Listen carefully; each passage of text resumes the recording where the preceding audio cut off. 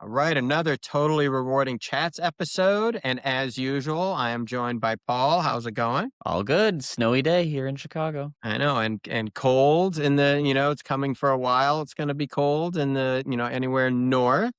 I appreciate you having some stuff in the background this time for those on the video.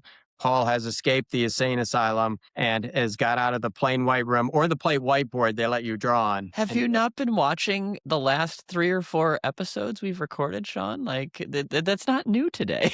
maybe it wasn't, well, one, that's probably not untrue, that I was not perceptive. And I guess the second piece is I probably just didn't want to spend that much time looking at your stare. It's okay that you don't look at me. Like, I'm fine with that, but, like, the background hasn't actually changed. Okay. All right. So that's on me. Um, Super stoked to have Patty from Campari here. And we're, talking before. I am not going to try to pronounce your last name. So you can do that if you'd like. Thanks for showing up. No, thank you so much for the invitation. It's not that difficult. It's Pinies. And it's my family on the father's side was from Spain, from Catalonia. So it's like a very uncommon last name, but it's okay. My favorite thing when people they speak and you bounce into the Spanish version of the town name and then you bounce right back to English. Like, I don't know how, like, it just flows out that way. It sounds romantic when you do it, though, right? Like, there's this vibe to it that definitely I'm like, yeah, I'm from Elmhurst, right? That's not a very exciting town That's to right. be The town from. name was cool. So give us your background. So Mhm. Campari now. So talk about that role, but also just kind of how how you got where you are. And I always think it's cool to ask. We didn't do before. Did you choose to be in compensation? So it'd be interesting to get your Mm. journey, where you started. Yeah, that's a question that I think everyone in comp gets. So I'm born and raised in Venezuela in Latin America, which is a lot in the news lately. So everyone is asking me like, what's going on and how do I feel? And then most of my HR career has been in the compensation side. I would say when I started college, I really didn't like it, but I thought maybe at that point before joining college, I thought I wanted to be a dentist and then it didn't work out. And thank God I was not a dentist. Probably I would have been like a very miserable one. And then I started studying industrial relations, which was a very open-ended like career and would allow you to get a lot of education that was foundational so you could dedicate to many other things. But on my third year, I had this teacher, which I'm still in touch with, I have to say. And he was the manager for 3M and rewards. And my school was like very old school. It was like Catholic school, my university, and it was like very, theoretical in many ways. And this guy brought in like practices and he's Mm. like, build a merit matrix in class. And I really Wow. loved it to the point that I was his like student and supported him in the next year, and I've been in touch. And I think since then I really love comp. Then right after college, I was working for Kraft Foods, which is now Mondelez, Mhm. and I had this one in a lifetime opportunity to work in their headquarters that were in Rybrook as part of a program they did with ISEC. Basically, what they did is they partnered up with ISEC and they had 40 students, like 40 professionals, early professionals from around the world that came and worked in headquarters in each of the teams. And then the opportunity was if you had a good trainship that lasted 18 months, that you would go back either to your country or to another country to continue working in the company. So I had right after college 18 months working directly in headquarters for Latin America, and it was an opportunity to work on merit processes, consolidating, working with a lot of countries, messing up processes and having to fix them. I remember messing up like databases. And even now I'm like, okay, I need to do it this way because I knew I messed it up. And that, like, for everyone that was part of the program, I'm still in touch with a lot of people from that time 20 years ago. And it was really foundational for my career, coming to the US, and connecting with so many people and so many nationalities was an amazing opportunity. And then I went back home to Venezuela. I worked there 7 years. I worked in Mondelez, most in reward. Then I moved to Diageo, which is biggest alcoholic beverage company. And I had the opportunity to come again to the US in 2019 to be rewards for the Latin America region. And I've had other opportunities there too. Like, I think Diageo is known for having a lot of organizational changes and moving people around. And I was there 13 years and I had so many opportunities in so many different geographies, being part of the global learning team, being reward, being an HR business partner, and working for Latin America, working for Asia, working at the headquarters in London in executive reward. And then 3.5 years ago, I had the opportunity of joining Campari, moving back to the US, which is something that me and my family wanted to do. I think we spent the pandemic in Singapore in a very small apartment, and that was rough.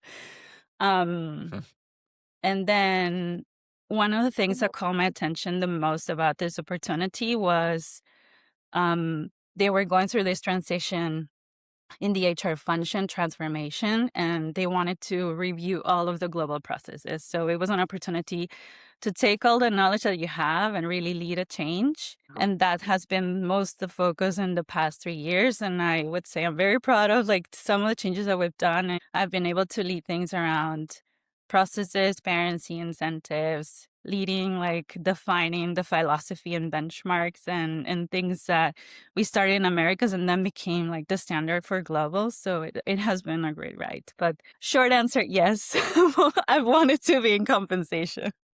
Wow. You're the one. You're the one who wanted to You're be in the one. Yeah. compensation. You're one. Yes. Yeah. Our sample size is getting larger. Now we found the one. So That's right. Yes. Look at that. actually, Look there at was that. someone that we had one other that said they had decided they wanted to be in HR, not maybe comp. But yeah, in general, it's interesting to watch all the paths there. So it is interesting. And it's interesting that it was a person, a teacher who kind of brought the practicality in. And that's what you were like, actually, I want to solve the practical problems, kind of a cool thing. So before we get started, I know you're aware of it. We have the speed round of questions. So let's see. Coffee or tea? Fee all the way. Oh, you're at Campari, so your beverage of choice, your drink of choice if you go out. So my favorite Campari drink, I would say it's Aperol Spritz, but I am also fond to Espolòn tequila. I've been in the plant and it's very magical to see. So I have a connection with the brand too. Okay. Do you still go back to any Diageo brands? Right. Once you develop an affinity, I can't Yeah. imagine you can just sort of not say it, but like nod. Like I get it. Like, No, it's fine. I can also say that one of my favorite brands of Diageo was Tanqueray, and I really loved gin and tonics. Yeah. You have a weekend away magically. Mm. Would you prefer it at a posh resort or out in the woods camping? I've done a lot of camping in my life already. So I would say resort, but regardless of that, I just want to go to a real beach. I would say I was spoiled growing up with amazing beaches, and now in the Northeast, there's amazing places here, but I miss like a real clear waters, I'm warm gonna have to beach. go back and revisit the questions because I think this beach thing, every time I ask, there's not every time, there's a large number of responses are like, I don't like that question, Sean. I just want to go to the beach. Okay, I less care about the resort level, but that there's a beach. Or maybe it's the winter thing that it's making us miss it more. yeah, you're more inclined to the beach now than other days, perhaps. That kind of same thing in mind. You have traveled a lot. What is the one vacation place you want to go to that you haven't been to yet? My husband and I would love to go to Japan. When we lived in Asia, because of COVID, we were not able to travel. Japan was closed, and we were in Singapore that was also very closed. But it's one destination that we really want to do. Right? And the last infamous one, are you chunky or creamy peanut butter? I think I'm leaning towards creamy, but growing up in Venezuela, peanut butter was not a thing, to be honest. So it's more of a thing I acquired as I moved to the States as an adult. I think we're seeing the interesting message for I think a lot of people from this is like what we think is something that's everywhere, right? The shelves of it in the US. As soon as you get outside the US, it's just not as big a thing. Now is there the bonus question, right? So think about like the role peanut butter plays, right? Like kids grow up on peanut butter and jelly sandwiches, right? People like Sean only eat peanut butter because it has sort of this protein. Is there like a Venezuelan equivalent? Like there's like this is the ubiquitous sort of lunch food, or is that just not a thing in a Yeah. market like Venezuela? I would say it's not necessarily only lunch, but I would say our food for excellence is the arepa, and we eat it like morning, like breakfast, lunch, and dinner. You could eat at any time. It's basically like a cornbread that you can fill with whatever you want. There's this debate between Colombians and Venezuelans on who is it really the creator of the arepa. Of course, Venezuelans say it's Venezuelan. You're allowed to say that, yeah. I was just curious, right? Because like we're hearing this peanut butter's not a thing. Well, what is the thing? Like, what's the thing that Mhm. kids grow up saying, "Oh yeah, I have a passion for that." Well, we So just yeah, had definitely. kind of interestingly, this will be 2 out of the last 3, as this gets whatever order they get posted. We just had a guest who was from Venezuela, Mm. is now at Towers, and he was talking about, their kind of breakfast spread that's ubiquitous Yeah. that he remembers. More in Mexico. He's in Mexico now. Uh, so as we go into the main thing, just to let you get started with, I thought it was interesting. One of the things you said was actually I moved to the US to manage Latin American rewards, which is not uncommon.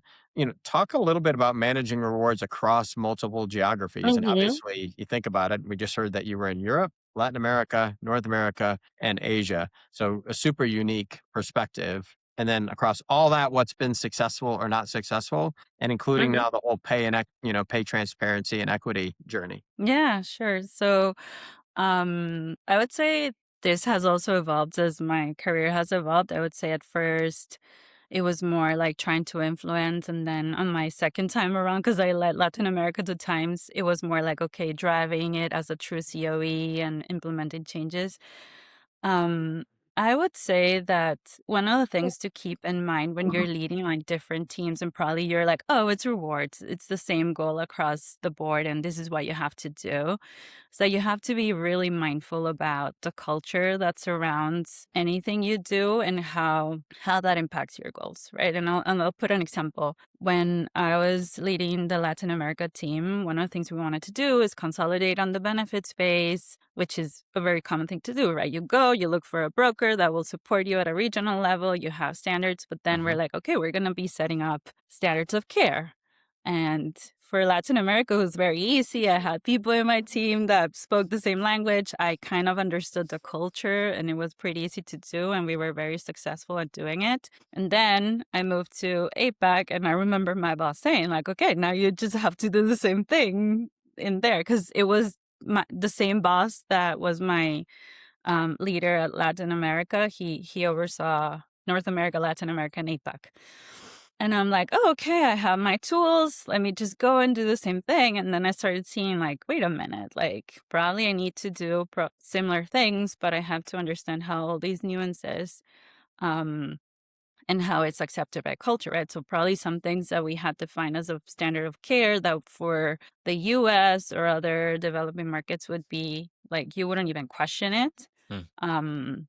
Providing coverage for same-sex spouses or things like that. There are other countries where you cannot even talk about those things, right? So how do you create space to standardize, also understanding the context, the legal context on each of the countries you operate? That was like very eye-opening, I would say.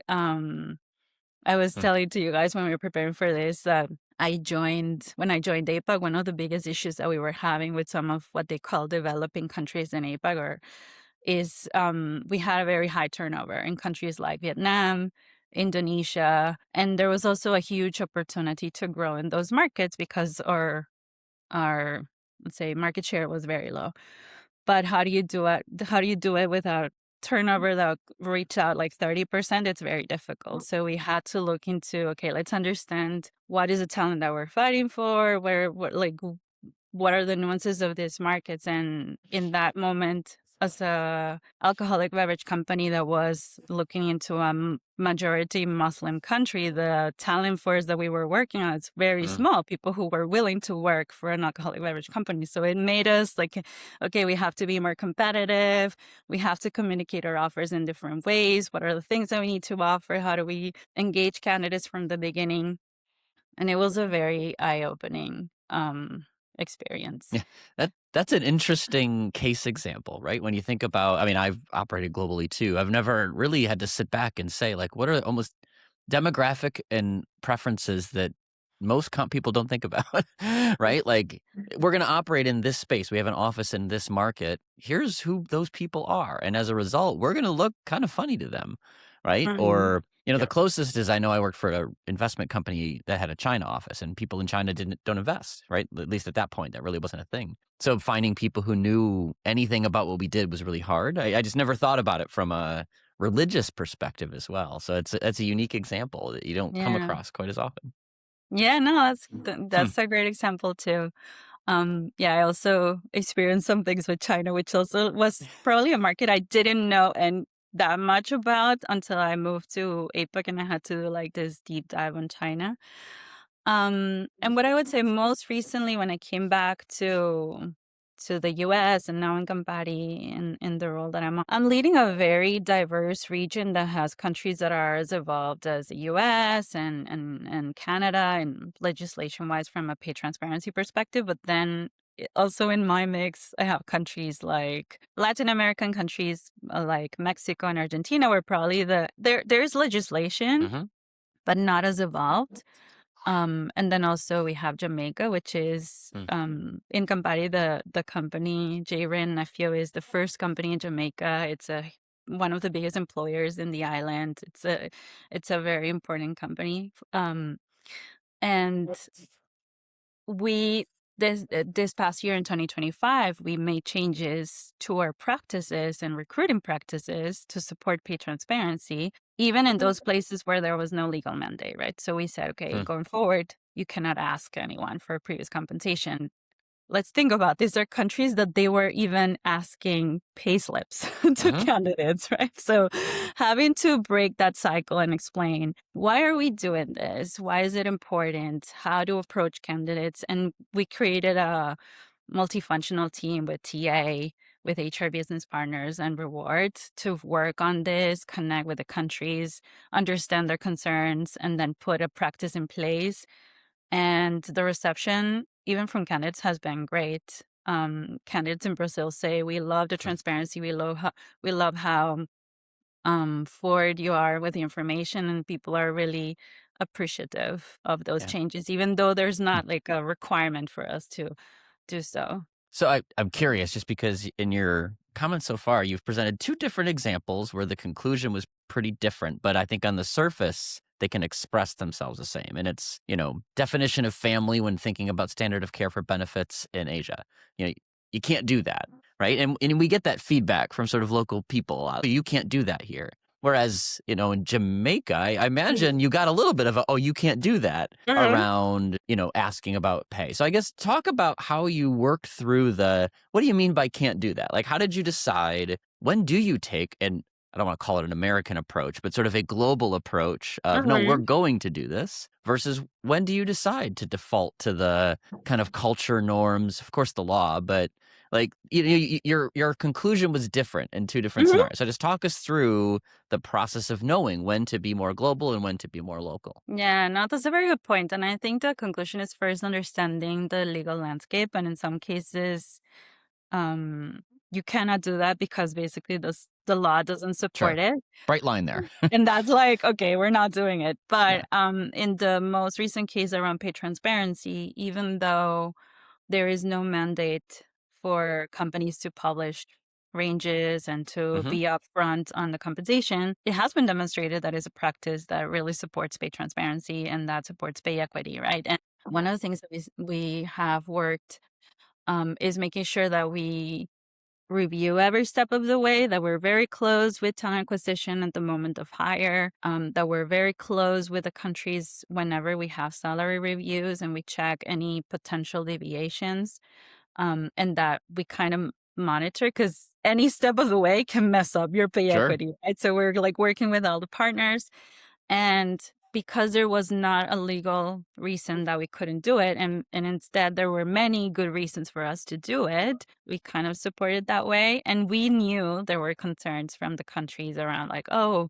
like we have always asked candidates for their salary. Does this mean that we're going to be inflating salary? Does this mean that we're going to be sharing ranges? And now people are going to go all the way to the top. And we also had experience from the past 2-3 years in the US, where New York, for example, made the change, right? And Hmm. we know for a fact that candidates don't necessarily go to the top of the range because we can explain this is a range and we're dividing it based on skills, experience, Sure. equity, and we're going to define a salary that aligns to your profile and also internal equity. And people are very appreciative of the information there. So we kind of check, okay, we can do it. And then we see all the upsides of doing it. And I think in that way, we kind of convince people slowly, little by little, on the benefits of doing it. It's not something that happened in one day. It took, I think, 6 months of workshops with every country, Yeah. understanding their concerns, listening to them, bringing back people who have gone through that experience and seeing the benefits from it. Also having um, kind of like a global mandate in terms of we have participated in the past 2 years and obtained the certification as a fair pay company. So Mm, we're like, okay, we're participating on this and we committed to these things. So we have to push in making the changes, got it. also for our certification. Yeah, that's helpful. Having that sort of mandate helps you make the choice on the margin. Like, well, look, Yeah. we've said we're going to do this and we're going to I deploy didn't the tools in decide. our toolkit, right? Like, And Um, it was not me. Someone else decided that we sure. would go into Yeah, the certification. So I'm just making it happen. that's right. I think that there were two things. Last time I saw you in person, there were two things I kind of took away. One was just it's the coolest staircase in the world at the Campari Yes. head office. So you go up the staircase, Paul, and it's like you're in the bottle, in a Campari bottle is the philosophy.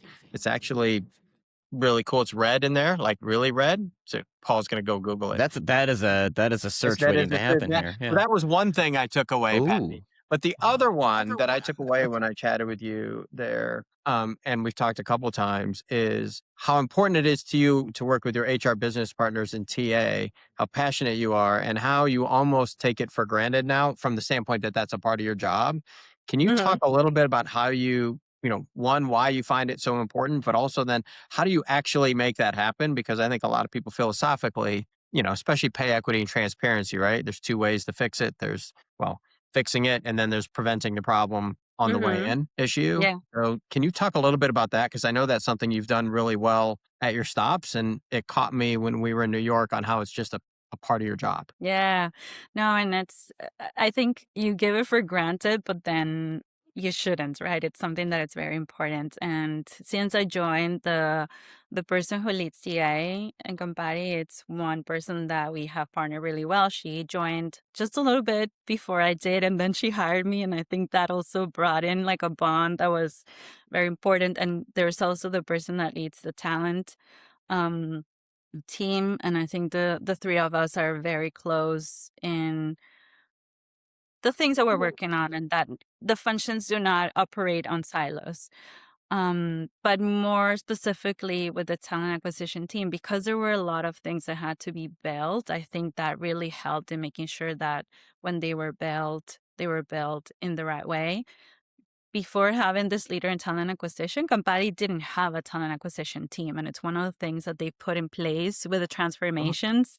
And um, the talent acquisition team, was built, but was built thinking about the most progressive practices and how do we do it in the right way and how do we partner from the beginning. So we have been very close in that sense. And then it kind of has given me the way to think like, okay, if we want this really to work, what do I need from you and what do you need from me? And we have created that space, and we have created a space to say also like this cannot happen, right? Whenever things go awry and I get this, I don't know, I get this situation about like, oh, we cannot hire because we don't have the right salary range or whatever. Like, I never deal with those things on my own, but I try to bring it back to the team. And we always make it that it's like a team effort.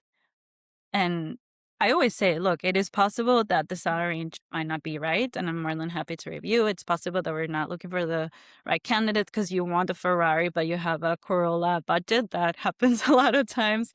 But as long as we always approach it with a team mindset, I think it really helps in making sure that it's a team connection, and of course involving also the HR team, HRBP or HR leader that it's responsible for that team. So we're always daydreaming like, okay, what is the next thing? We have been working very closely in our goals for pay transparency, and the talent acquisition person was also, let's say we were both the sponsors of the project that made the changes happen last year.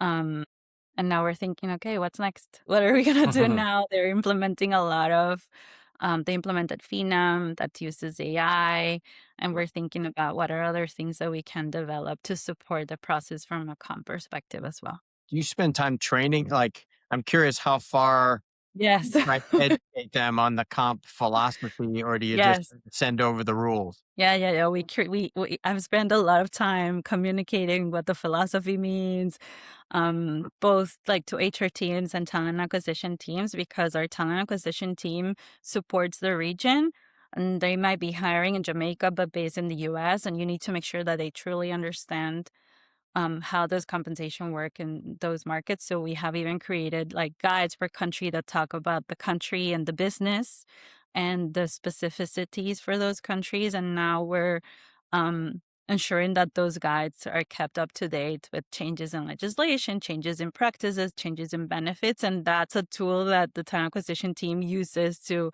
bring in new people. So communication, training, information is it's key, because you want to not to create yourself indispensable, but make sure that everyone can operate without you, right? Yeah. Yeah. Yeah, I found too, to your it jumped back into my head, Sean, that sort of philosophy versus rules. Like, rules get gamed really quickly. Like, recruiters are motivated to fill jobs and tell me the rules, great, and I'll figure out how to get what I want. Philosophy is a lot harder to game, right? So if people understand intent and why, you know it when you're doing something wrong, right? Whereas rules, you can just create, exceptions, or, oh, this job's not really that level, it's that level. Like, there's ways to manipulate the rules. So I think first principles is always Mhm. people need to understand why something exists. You can Yeah. also give them rules, but if the why is clear and aligned, you tend to get better outcomes than Yeah. dictating the guidelines only. Yeah. Yeah, and I think That's it's much better when you do that than what is the legal term? There's no case without remedy or something. Right. Basically, if you don't put a do you penalize for getting outside the range, or do you educate them on what they're doing, holistically?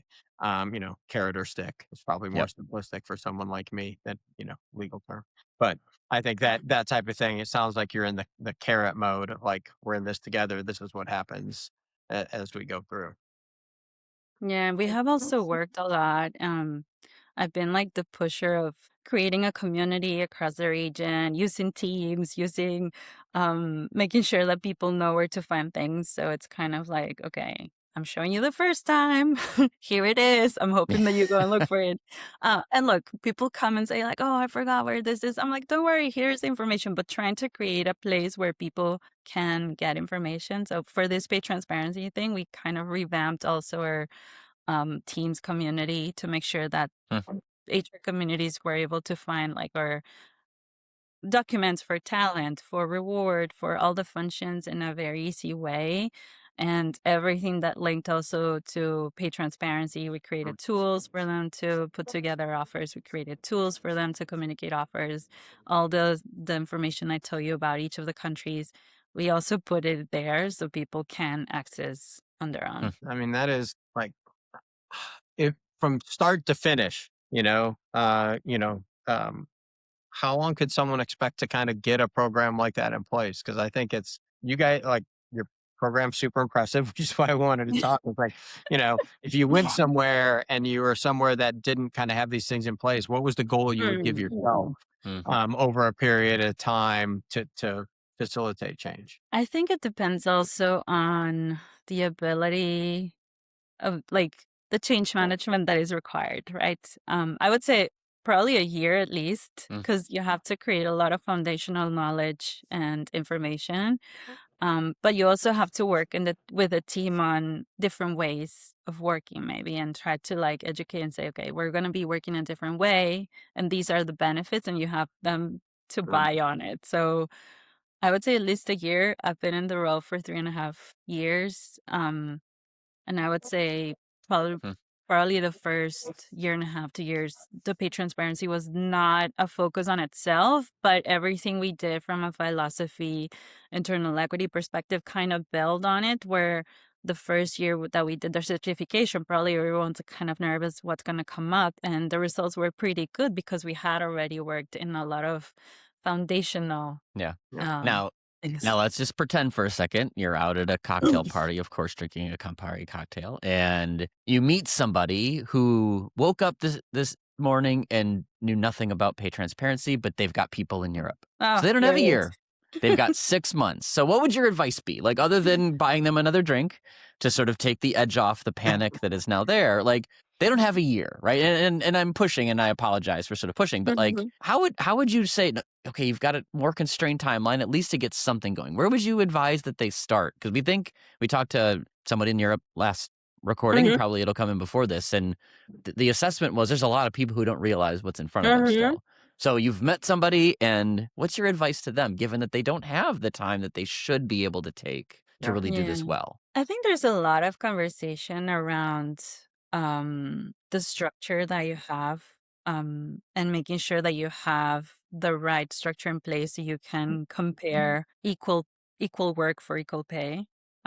So in our case, thankfully, we did go through a review of our structure early last year in 2025, and that really helped us in putting it together in preparation for this.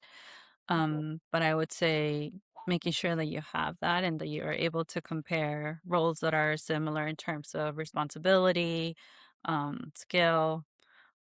I'm forgetting the name. I know that has a name. There's a name that Nancy from Sydney always talks about. Um, your pay structure. She Remember. uses the terms of job architecture or Yes, compensation job structure. I think job Job architecture. architecture might be architecture. where you're Or going. Job Yeah. yeah. architecture. Um, Another shout out that just by first name. So I'll have to give Nancy credit. Nancy, right. Yeah, She is a just first name Nancy. person. Like So there's no actually, there's that's no like last names. we have to add her to the schedule now, Paul. I think there's a critical mass of the number of times that your name is mentioned without your last name that we have to add you. So, yes, I but love yeah, her. getting the job architecture in place. Um, and then I would say not to be afraid. I think a lot of companies are afraid to make a change because they think like, oh, our people are going to start talking about salaries. They do already, Yeah. honestly. Like it happens. And the fact that Hmm. you don't do it doesn't necessarily stop them from doing it. And I think the most transparent you are, it really builds on the trust and confidence of your employees. So not being afraid, moving ahead, and maybe, and I know there's a lot of thought right now around like, how are we going to be responding to requirements on right for information? And we still don't know 100%. We're exploring some routes and making sure that we create something for countries in Europe to be self-sufficient to this, but also that we support as a COE because we have countries where we might have like one HR person and they're not going to be like creating reports, right? But I would say not be afraid of being open on this. We did a Yeah. lot of education, rewards education across the region in the past 2 years. And we started with the hardest country. We started with Jamaica. We went to the plants and the distilleries and we talked to people at every level of the organization. And then this year we did for many countries and we will continue doing so. And the response from people is very open and appreciative and thankful that they now understand better. Um, and and I would say the third thing is make sure that you involve the leaders and are very clear of what their role is in this space. I think I tell you it was Article 7. If I get it right, Paul. Article 7, the right Yep. to Yep. information. Right. Senior moment. Um, and may that be my biggest senior moment that I don't remember EU PTD articles. Like I know if I can't like that, may that be the most. But I think that's the one that's really interesting, Patty, because I think Paul and I both hypothesized like everyone's going to ask because you can, and then every time there's a change in that department, people are going to ask, and they're going to keep the old one and be like Mm, the new person may. And so I don't think it's a project thing where you're like on this day everyone's going to ask, but they're all going to ask on day one. And then you're going to have to do it as a project, but it's just going to be this consistent trickle of stuff. yeah. So that Paul joins the team. I want to know how much more money Paul makes than me.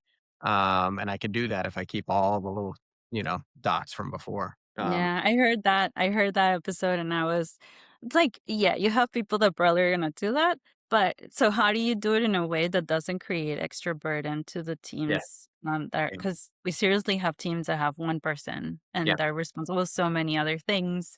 So how do you create something that it's very easy? Because all the information is in the systems. How do you do it in a way that um Well, the gives them the EUPTD created a lot of work for companies, but no resolution to how to get it done. So, yes. and then, as Paul's heard me say before, the one department you can be pretty certain isn't getting any more money or people is HR or total rewards. That just doesn't happen. So. Yeah.